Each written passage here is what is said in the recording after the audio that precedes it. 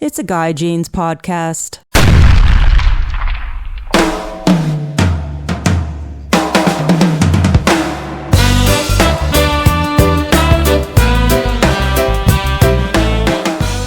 Hey, you guys, welcome to the podcast. Thanks for listening. I really appreciate it. I'm your host, Guy Jeans. I want to thank you guys all for listening to my podcast with all the different guests that I have and their amazing stories.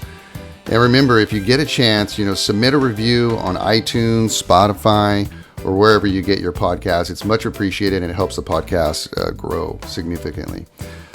I want to thank my main sponsor, goldco.com. And if you get a chance, you guys make sure to check out their site. And then when you go to there, go to goldco.com/guy, and they'll give you a significant discount. Check it out, you guys. I think it's worth your while. It's pretty cool. So my guest today, you guys, have you ever heard of the Metaverse or NFTs, the blockchain, Web3, extended reality, or digital art? Well, you're about to find out with a pioneer in the expanding discipline of digital native works. Her name is Carrie Able, and she educates me about this world that many of us don't know about, that's for sure. This is where we are going in the future, and Carrie has tapped into this world with her music, choreography, digital art, traditional oil painting, and poetry. She has also worked with artist John Legend on his project, his Web3 project called Our Song, and has recently signed a record deal with Anti-Fragile Music. Carrie Able is a multimedia artist who simultaneously bridges the worlds of music, dance, traditional oil painting, poetry, and mixed reality. With all of her works, she weaves disciplines together to build a world of her own, which she invites all of us to step inside. So you guys, without further ado, here is Carrie Able.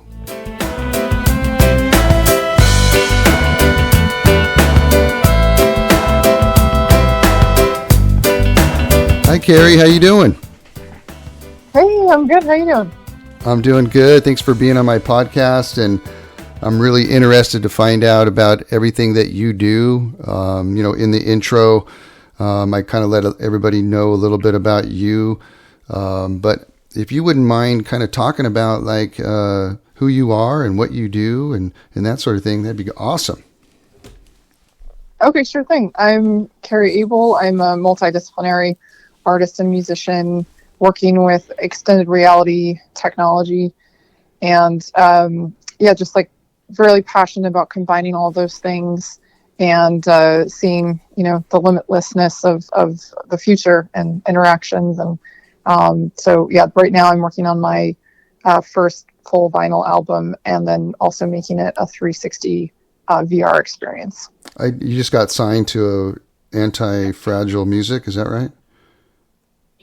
Yeah, I've been working with Tom Serig of Anti-Fragile, and I've been really excited to be doing I'm right now in the process of doing the master tracks for all the finalized tracks, and I've been working on this. Doing all the writing this summer, and then really excited to see it all come together. I do all the mixing myself and write all the instruments and the lyrics and everything. So having other input on everything that I'm doing has been great.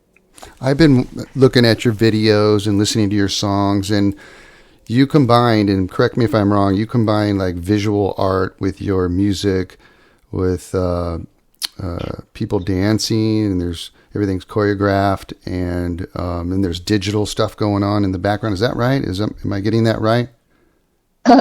Yeah. Okay. I think the what I'll be releasing next year, I think, will be even more accessible. I think some of the stuff that I have up right now was from 3 or 4 years ago, where it was definitely more experimental, and I would still consider myself experimental, but I'm definitely trying to make this is the first thing I've done that's music first. And so previously, when I've been focusing I thought of it more as sounds that I was making for the art, and now I'm kind of doing the reverse. I made all the music first, and then I'm now making the art to go with the music. So it's been kind of an interesting experience for me. So yeah, definitely dance is an important part to me. I think that it really helps people to connect with a new genre or like a new way of listening to music. I think that's why I definitely feel like a lot of times, music that might not be familiar to people, if they, just like if they see it in a film or their favorite show, they'll connect with it much more immediately than if they were to just hear it. They might not connect with it, but having something visual or a story to go along with it kind of gives people the accessibility to understand, something that might be a little more experimental than they're used to. It's you're considered a pioneer in the expanding discipline of digital native works. What does that mean? So I've been working with, So because I know in our pre-talk you were asking about the metaverse, and I think that was something that was a buzzword a few years ago that a lot of people that didn't really necessarily understand the meaning of it were just kind of throwing around. And to me, it's the extension of the internet in 3D. That's how I explain it. It's like right now everyone is already living in an extended reality, but it's just like a black box portal in their pocket, right? Like everyone's already doing that. Right. And so the future is going to be much more immersive, and I think more about humans, because instead of it being like our own little world that we're controlling, it'll be something that we're experiencing with other people in, either virtually, meaning like none of your environment is real and you're connecting with real people in virtual environments, or in an augmented way where it is your reality, but like Princess Leia in the like beaming up to speak and start in the earliest Star Wars. You'll be able to have a conversation like with your mom that's on the other side of the country, and it feels like she's right there. And so everything that comes with that, like the embodiment of someone that you feel the presence of in real life, I think is in the next 5 years going to be very mainstream, and that's going to have an incredible impact on art and music and the way that we consume it, the way that it's created. And so just like how when the smartphone became mainstream, like think about how that changed art and music and consumer behavior. And so when we have the adoption of another hardware, which I think is probably going to be something like close to eyeglasses or sunglasses, and then we'll just start all having that, and then it'll be something that'll make it like very accessible for everyone. Wow, that's crazy to think, and so cool. So, like when you say like metaverse and Web3, like what is Web3 for folks that don't know? Sure. So when people say the word metaverse, they're really talking about I just think like the way that I explain it is just the internet in 3D. Yeah. And when I or other people say Web3, basically like, the first phase of the internet. So I would say like Web 1 was, when you think about like AOL dial-up and chat rooms, and there wasn't a lot of, and it was a lot of like read only, there was not everyone had a website. Like it was, the early days. And then like Web 2 is really where there was kind of, I would say what we're currently in, and is where, while it is a democratic, medium that no one person owns, there really are sort of people or companies that control a lot of it because of their popularity.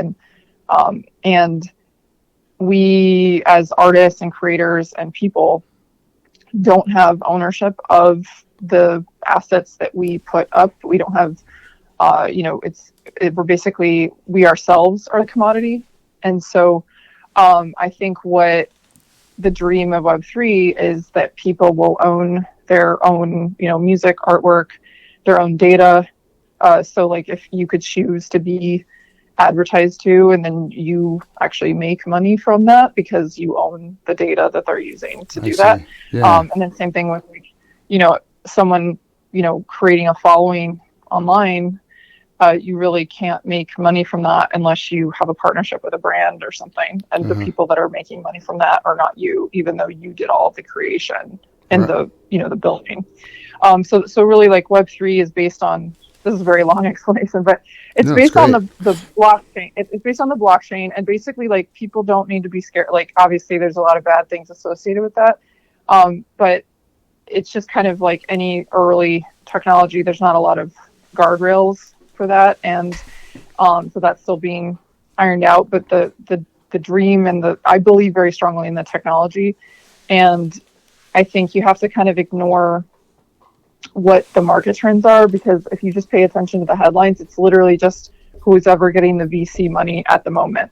Right. It's like, and all of those things are connected, and all of those things are our future. And right now is a really important time. I know you yourself as a musician, for us to be very adamant about what we expect in this second phase of the internet. Web3 would solve so many issues. Like, you think about all the problems with streaming and ownership that way. You can truly, like, have transparency and ownership and set the price of what you want somebody to stream your music for, if it was based on Web3. And right now there's so much obscurity about what is happening, so that no one can really fight the, like, big conglomerates that have all the power. Right. Some of my friends who are touring musicians, they're not getting a lot of money from their music being played. They're getting it from, merch sales and, ticket sales and stuff, and this sounds like you have a lot more ownership to the music, and you can get paid a lot easier. It seems like, is that correct? Yeah, it's basically, just think about having a transparent system that not any one person owns, and that is, validated by many, many anonymous computers. Right. And I guess, like, the fact that it doesn't require trust in order for it to work, and so you can have these transparent transactions that are between two people and that don't even know each other, and you don't really need a middleman. And so I think, to me, where it's really exciting is if you think about any kind of digital asset, like, for creators to actually own that. Like, right now, I'm talking with a bunch of different, like, AI music companies, and one that I'm working on creating a digital clone of my voice. But when the ones that you've already heard about in the media, those are people who have given their rights, and they've gotten a lump sum. But think about how cool it is to actually own that data set. Like, you actually own your voice, and then you can have different contracts and put a price on, like, how many minutes someone can use it. And then it's very, very easy for them to access, because it's just a contract you've already written, and then they just make a request, like, to use that for, so, like, it's like you think about, like, just any digital asset, and to have, like, true ownership of that. And then so anyways, as you can tell, I'm a huge nerd. I could go on about No, this forever, it's awesome. It's super interesting to me. Like, it's really interesting to me. I'm just like, I'm learning so much, I'm going, wow, this is interesting stuff. I didn't know anything about that. It's really cool. So I want to ask you, how do you go about, like, writing a song? Is it, does it come through, like, your personal experiences? It's something that is, like, when I talk to other songwriters and artists and stuff, it's obviously a gift that comes from within. And do you feel that way? Like, where does your creativity come from? Oh, definitely. I think for me, it just comes very naturally. It almost feels like listening, like you're sort of like taking dictation or something. And then, awesome. I love it. Yeah. Yeah. Like, it's like, and then for me, like, if I've had any time where I haven't been able to be creative, or, like, if I'm, it's very, it makes me very depressed and anxious. So it's something that I, like, have to do every day, or at least the best I can fit in. And I've definitely found, and I've heard other artists say this as well, that, a lot of times when you're feeling your worst, is actually, like, when you make the best stuff, because there's that like, choice. Like, you make a choice to be like, it's like, creativity and destruction are just, like, two sides of the same energy. It's like, So just to consciously like make the choice to be a creative person instead of being a destructive person. And but it's definitely inspired by my life. I mean, it's kind of like that's why I'm pretty private person, because I feel like I have an open diary that's on like a year of delay. Yeah. So Yeah, for sure. I mean, it's interesting when your soul is hurting and stuff comes out. But not all the time. Sometimes, for me, like I could be happy or something and write a happy song. But for you, you've got all these different disciplines. So do you like pick out through the day, like, okay, I'm going to do this for a couple hours, I'm going to do this for a couple hours, and that kind of thing, or you just focus on one for the day or a few days? How does that work?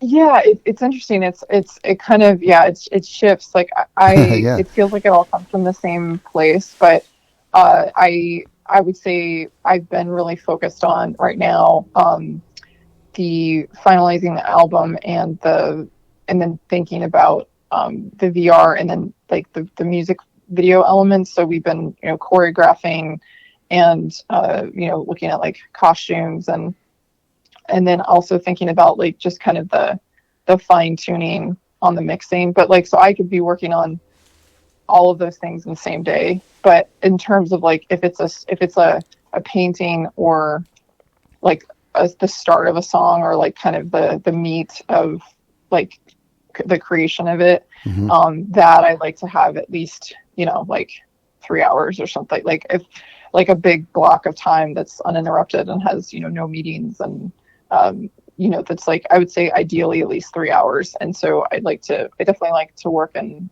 like blocks of time. If it's like this 3 hours, I'm going to work on, creating this VR painting, or this 3 hours, I'm going to work on this song that I started and have the lyrics for, or something like that. How's the business part of it play into you? Most artist friends of mine want to have nothing to do with it. And it looks like to me that you're like really into it. You're doing your public speaking, you're doing a lot of things, your art, your music, public speaking and all that. So does business come into play for you? And are you taking care of all that as well? Well, so I just started working with a great manager that I'm really excited about. Nice. Who he's works with like Wyclef and Jerry Wanda, and he's actually making a film with Dr. Dre right now. So he's like really kind of involved in like the hip hop community. He wants me to start doing some more stuff with like hip hop artists. And, cool. But he is definitely like, I would not say, I mean, I think any artist like has to think about that a bit, but I've been, I'm excited to start working with somebody who like, that's what they do. Is like worry about exactly. Like, like they're like, okay, so you're doing all this, like now this is how we get paid, Yeah, and, exactly. So I think that it's pretty natural for artists to not be good at that. So yeah.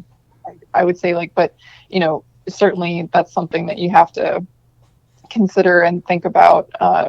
But in terms of like the creation process, I really don't think that any great creativity comes from worrying about that. So that's for why sure. like it's very difficult. It's like you have to be both like the child and like the business person, but like not at the same time, like not in the same day. Yeah, absolutely. Did you work with John Legend on a project as well? Yeah. So I got to be the first like alternative rock artist to do, I mean, actually, I don't think I really have a genre at this point, but I've been told I've made up a genre and we don't know what it is yet. Yeah, so. I was going to ask you about that for sure. Yeah, it's hard because I don't fit anywhere. So that's actually been part of the issue. But I mean, I think it's going to be. I mean, it's great. Like when it hits, it's great because I mean, where's anybody going to find anything else like that? Yeah. But yeah, I was really interested I think two things that are really important to me, because I had a lot of health problems as a kid. And so I'm always thinking about inclusion and accessibility. And I think that one of the things that what I talked about earlier about like the stream of Web3 does is it makes collaborations like this possible. So John Legend has this startup. It's a great app. It's called Our Song, and it runs on Web3, like the blockchain technology that I was talking about earlier. Yeah. And basically people can get licensing rights to remix a song. And then I got to be the feature for 2 months. And so I would wake up to all of, these people all over the world, like doing remixes of the stems of my song. And it was just absolutely wild. It was so much fun. How cool is that? Yeah, it was so cool. And then I loved that the winner of the competition was a 16-year-old boy from Taiwan. And he beat out like professional producers in LA and stuff like that. So it was like, and he was like in a very, very remote area, like just not even near a big city. Like he was just totally just raw talent. And his family, and I mean, we've since become internet friends, like his family and all of his friends, they're like, you can't be a producer. This is a fake competition. They were just like, and that's what I think is so great about, Web3 is that, I mean, it kind of in current day, you have to move to, a city or, and there's a lot of people, they might not even physically be able to get to the US like ever in their life, but if, through this, like they're able, if they're just really talented and they, apply themselves, like then that actually is something that's possible. So that's like really exciting for me, and definitely just kind of a dream that is the next phase of where we're headed. That's another question I had just popped into my mind is like, you're talking about Web3. And so how do people get to it? Like, how do they find it and get on it and see stuff? That's a good question. So I think right now I've been consulting and working with a lot of companies about making it more accessible for people who, might not want to get a crypto wallet, right? Like, and so for example, like with the John Legend project, I mean, I love what they did because they're actually not even really highlighting that that's how it works that much. I mean, that is how it works. Like the base layer of it is on blockchain.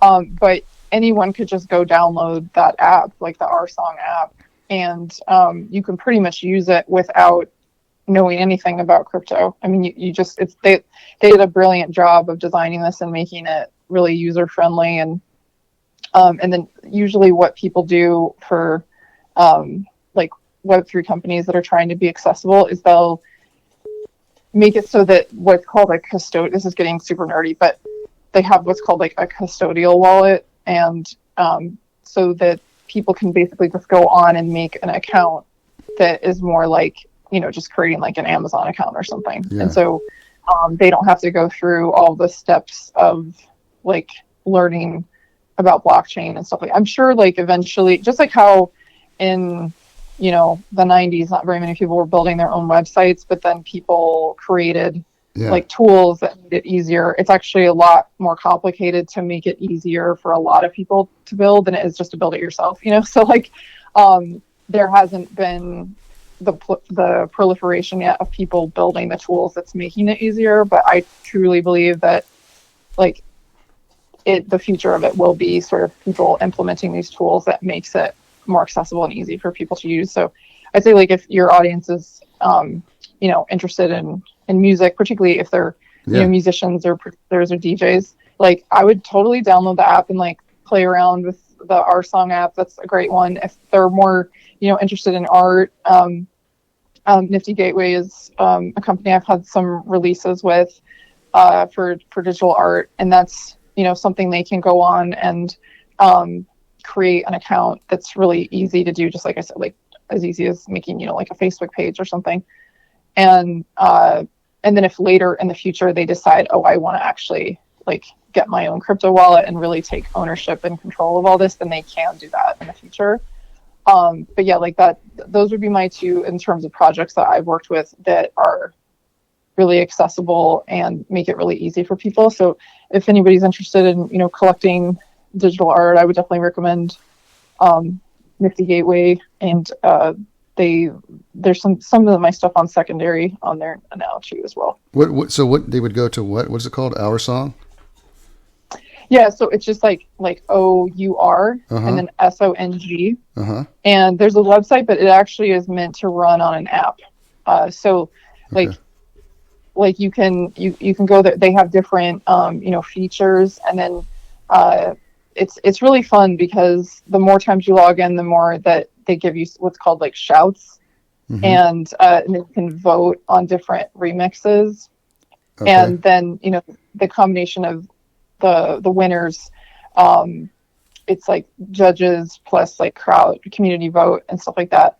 But you can you can take you get the stems from a project on there, and you can download them, and then even if somebody just wants to like mess around in GarageBand or something, I mean, you could literally, they built it thinking like if somebody only has a smartphone, we want them to be able to participate.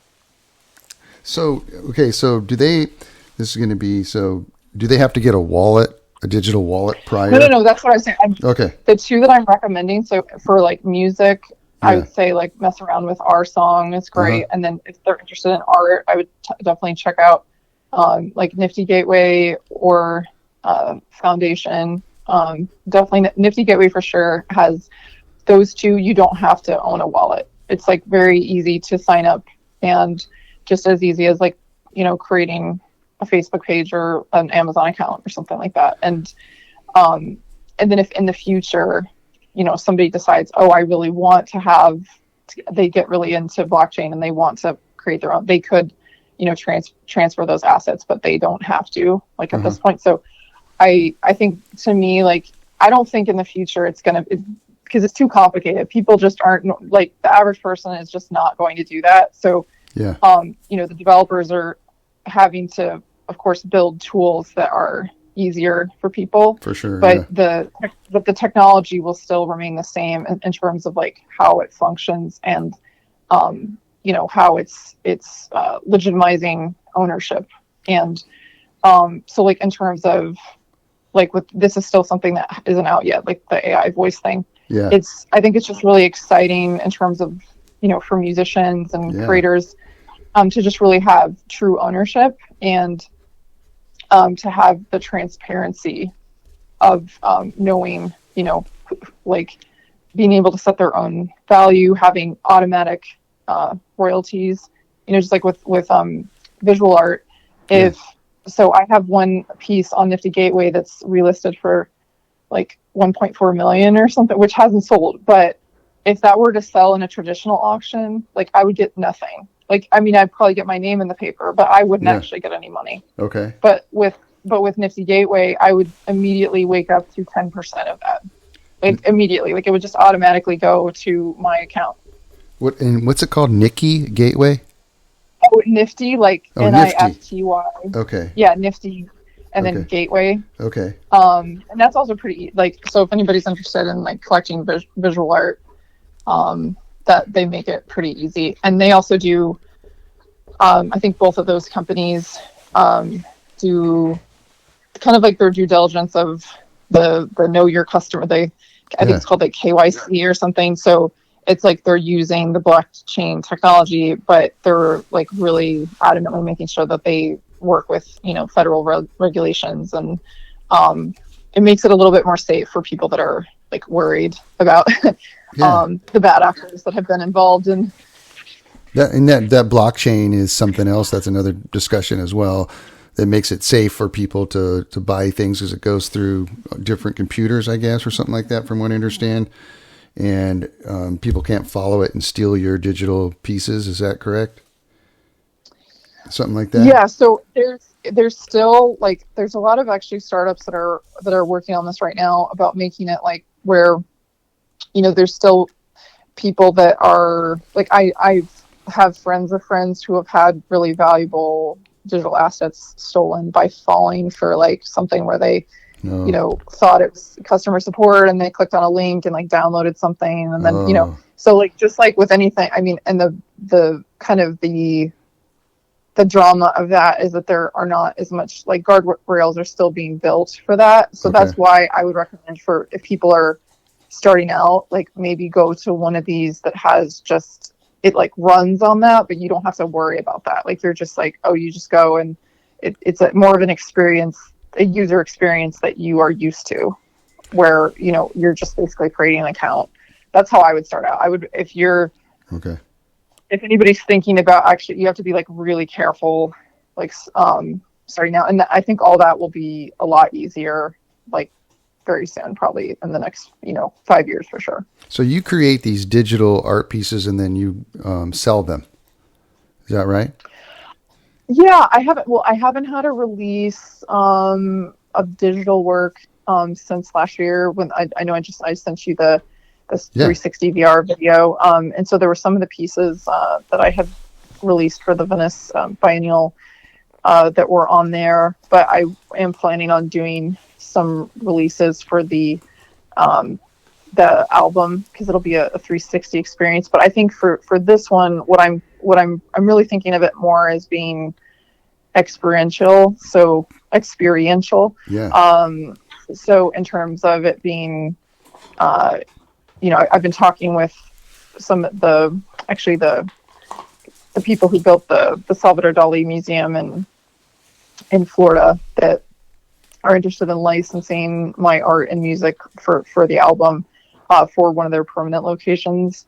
And so that's what I'm really excited about, is maybe doing some more things where it's like, people, it's more like ticketed, or like people go and they see it and it's a whole thing, like a whole experience that just exists. And then there's other ways to experience it, like, through the YouTube app or like Oculus Quest, or, but just having like different ways so that people can experience it. But, and then I'll probably do, just like merch, like have things that are, maybe a limited release of some still images or something like that. So when somebody buys digital art, do they keep it in like a safe place, obviously, or try to keep it in a safe place, and then they'll have it, and then what do they do with it? Do they showcase it somehow? Like, how does that work? I don't understand. Like, if they, like, people will put up like the actual painting in their house or whatever, but like with digital art, it's different. So how do they, or they just hold on to it and they don't show it, or how does that work? Well, my practice is very multidisciplinary. So I have, there was someone who collected the digitally native sculpture pieces from my Venice exhibition, and then they were shipped the physical sculptures. There were 40 of them that were hung so I'm very multidisciplinary that way. But I think, there are several of them that do exist as purely digital. Yeah. And I'm someone who believes in the, validity of that. It's sort of like but to answer your question, what do they do with it? I would say, I don't think we have reached the point where the correct display, we don't have the best system yet. Some people have really high level, digital displays. Like, one of my favorite galleries in New York is called Bitforms, and there's somebody that does this like very, very well, is, displaying the digital work, like understanding how to, keep that safe over time. A friend of mine that's a curator at the Museum of the Moving Image, it's, there's like a whole sort of like different protocol for safekeeping of those kind of artworks than for like a physical painting. But I think that's something that I'm sure, some people will never understand. But it's, I think, when you look at children who are spending a lot of time in, these games, totally. They don't even care about real money. They want money for their digital fashion and their digital makeup and like the things that exist in the game where they actually hang out with their friends. They don't care about real life, So right. I think that as those kids grow up, I mean, it's going to be a very easy, like, that wouldn't even be a question that they would ask. It's just something that they already understand that for them, those things have value. And it's because they're existing in a world where they have socialization and, expression of themselves that is expressed digitally. And so to them, that means it has value. And I think it's easier for kids, to just, and they grow, there isn't a disconnect. It's not like this, oh, now we're going to go online. It's like, it's just like, it like exists and it's the same thing. It's like they're socializing. And so I think as, in 15 years from now, those people are going to be the ones making decisions. Yeah. So interesting, huh? So if you were to describe your couple more things I wanted to ask you about was your music, and if you could describe your music, how would you describe it if you could? Oh, I would say, I think my favorite compliments have been that it is pushing the boundaries both lyrically and musically, but in a way that is accessible, and that it does not fit in a genre. It doesn't. So it doesn't fit into a genre, and so it becomes very difficult to describe. But I would say I'm like basically just really inspired by anything that feels authentic, and I think that sometimes technique and educational technique in the arts can be a burden because you learn what you're not supposed to do. So for me, it's really about expression and, doing things that make sense for the song. And, a lot of people are much more drawn to things that are very similar to what they've already heard, or like what they listened to when they were 17, right? Like it's just a slight variation of what they heard when they were going through puberty, basically.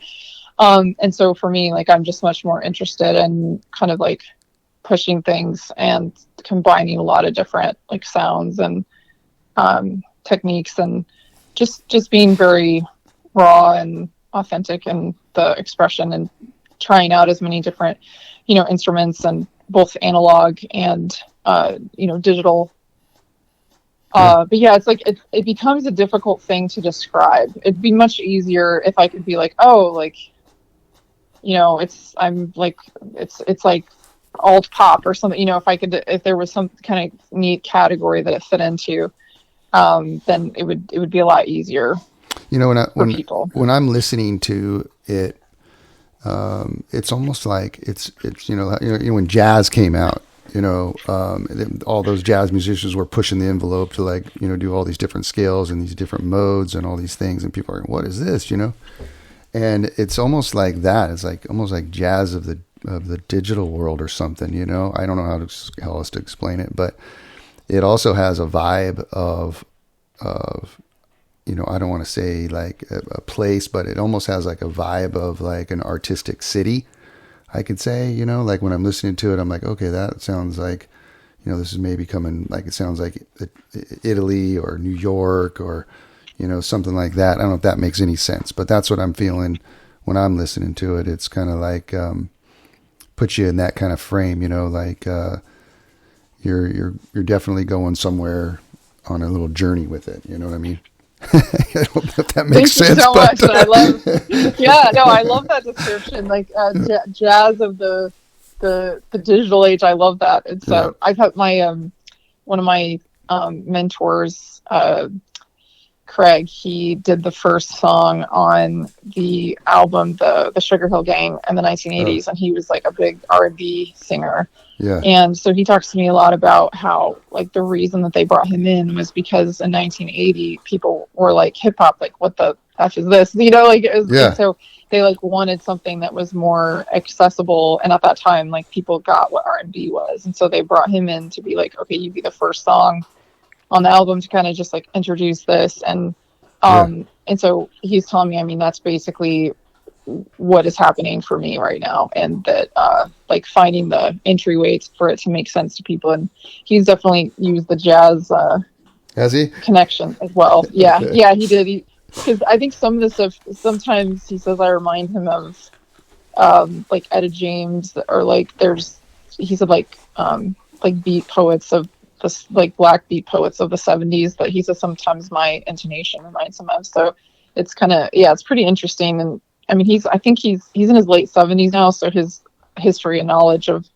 music is pretty astounding. So it's interesting. He's the only other person that's used the term jazz for me. So it's cool that you have that. Awesome. I mean, it is. It's definitely going in that direction for digital works.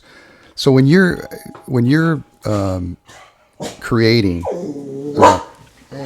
when you're creating, my dog's tripping out. I'll have to do anyway. So when you're creating your music, is it like you've got a sound that you're working with, and you're like, oh, that sounds really cool. Okay, then I'm going to take it here. I'm going to do this, and you're just kind of like improvising yourself, and you're kind of going, this is where this is going. I mean, how do you create those songs? When you're sitting there, like you're on your guitar or whatever instrument you're. Yeah, that's a great question. I think it's definitely like very much like words first for me. Like, so I'll have an idea of where how it would be sung and what the words inform, like what the feeling of it is. And then I'm usually just kind of like, and also I'd love to say too that I don't drink. I'm like totally sober. Like I don't drink. Like, and so that always fascinates people that I do this, and like, because most musicians, I think they kind of relax and like have a beer or something and start writing. Right. And so I was like, yeah, no, I'm naturally this weird. And so yes, then it's usually like there's kind of like there's an emotion that I think the lyric informs, that then I'm usually just kind of like tooling around. Usually I do guitar next, and like I'll just kind of like tool around and then be like, oh, like that's the vibe, you know. And then like there's usually like that, and then I'll start just like recording things, and then usually and then I started playing bass, and I really like layering on top. So I've now started doing either guitar or bass first, and then I'll add some beats. Like I love my little like MIDI keyboard, and that's usually what I do for different like beats and stuff. And then I have a giant keyboard that instead of doing the MIDI, I don't know why I do this, but instead of doing the MIDI keyboard, I actually condenser mic record the live keyboard. Okay. And so that, like, if piano is going to be in it, then that's usually like how I would capture the piano. But and then usually, like, and I'm sure because you're a musician, like the first take of it, or the first 85% of the work probably comes out very quickly, like in one day. But then it's not complete, and that usually takes a while to take some things out and like add some other layers, and I think a lot of times it's what you take out, or the spaces that you put in, or that where there's nothing, that I think can make the biggest impact, actually. Interesting. Yeah, I mean, it sounds like you're really, it's really coming from somewhere else, and you're just creating it as it comes, which a lot of musicians do. Yeah, that's really cool. Okay, one last question I want to ask you.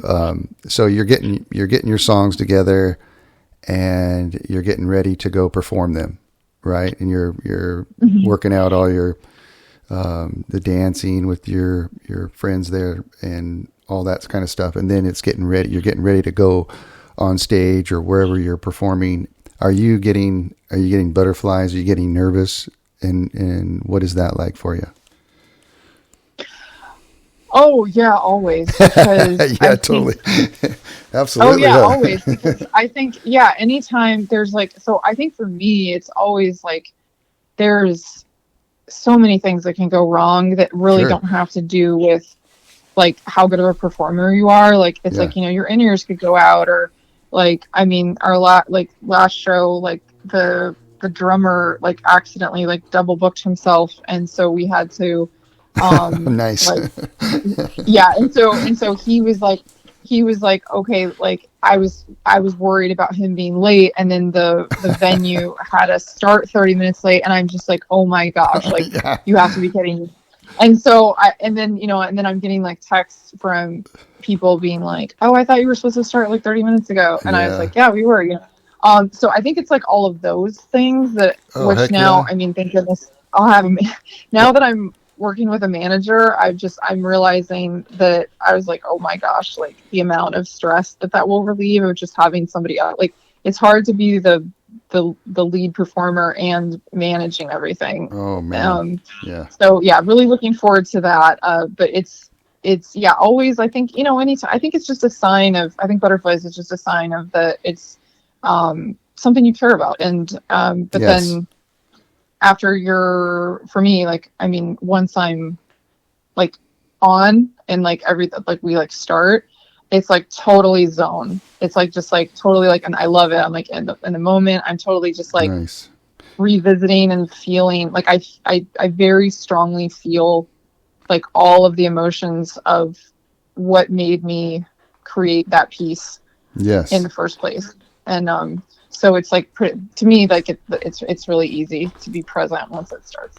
Is it important for you or for you to realize that the audience is enjoying the music and the performance, or does it matter to you at all? It doesn't matter. Well, I feel the same way about this as I do about like the visual art. I think if two different people can see the same exact thing, and one of them is like, this is terrible, and another person is like, I absolutely love that, and they're at the same show, then I think, to me, like that's my favorite response to people who have a negative reaction is like, thank you for having an emotion, thank you for listening and for having an emotional reaction. So it's like, I think nice. it can trigger something for people. And I mean, it baffles me to find out that there's people that actually like hate my music. I mean, I don't know them, but that will like buy a ticket because they want to come then like talk trash about it like on the internet, which is just hilarious, Interesting, so huh? yeah, it's like, I mean, I was like, you're only helping me here, like, I don't know. That's awesome. Like it's like really funny to me. But so I think if you I love it. I think if you live for like the validation, or like if you care a lot, I mean, of course it's great to know that people like and appreciate what you're doing, but Yeah. I think that's why I think it's so important to know that you love it and you're proud of it before you share it, so that you're, really confident and you can just be like, well, it exists. This is how it is. Like, this is what I made. I'm proud of it. And if other people like it or don't like it, it's still something you can be proud of. Because I think if you get too into how other people feel about it, then that just becomes like debilitating. Absolutely. One of my friends is an atonal composer, 20th century composer, and he always I'll go to his shows, and I will try to stay for the whole thing. And he tells me, dude, if somebody can stay for my whole performance, God bless them, man, because most people walk out. And I'm all, why is that? And he's all, because I'm not trying to impress anybody. I'm just trying to, do my art. And I go, I get it. I totally get it. But, some of his tones that he plays, they're like, they don't make you feel good, or they're like this kind of sound or whatever. But he loves it. He absolutely loves it. And he keeps doing it, and he gets big crowds, and a lot of people leave. But he's a crack up about it. He doesn't care. It's awesome. Well, Carrie, thank you so much for being on my podcast. I learned a lot, and I know my listeners have learned a lot as well. And what's going to happen in the future for everybody is so exciting. And I'm gonna get my voice AI'd and make some money. For sure. Well, thank you so much, Carrie, and it was a pleasure talking to you. Yeah, I really, really appreciate it. Oh, you're welcome. And I was going to say, if anyone wants to reach out, I started doing more on YouTube and really responsive on comments there, and also just have a new like WhatsApp channel that I post to with like updates and stuff. So if people are really curious about all these different kinds of projects and might inspire them, for their own work. Like, feel free to check me out on the WhatsApp channels. I'm pretty posting a lot on there. Yeah, well. I'll make sure that I put that all in the description and stuff as well. All your information and all that, and where people can find you and your music and art and everything. Okay, sounds great. Awesome. Okay, thank you so much for having me. Yeah, we'll talk soon. Take it easy. Okay, talk to you. Bye. Bye-bye. Bye. With everything going on in the world today, right now could be the best time ever to diversify your retirement savings with precious metals like gold and silver. I just bought some precious metals myself, and I got them from the top-rated company Goldco. They couldn't have made the process easier, and their customer service was impeccable. Goldco has helped thousands of people just like you and me place over $2.5 billion in gold and silver. They're rated A+ by Better Business Bureau. They've earned over 5,000 five-star reviews. They're a 7-time Incorporated 5,000 winner. And that's just mentioning a few of their accomplishments. There's plenty more. Right now, for my listeners, they're offering up to $10,000 in bonus silver. You heard that right, up to $10,000 in bonus silver, but only while supplies last. Go to goldco.com/guy to learn more. That's goldco.com/guy. Diversify your savings with gold and silver today at goldco.com/guy. It's a Guy Jeans podcast.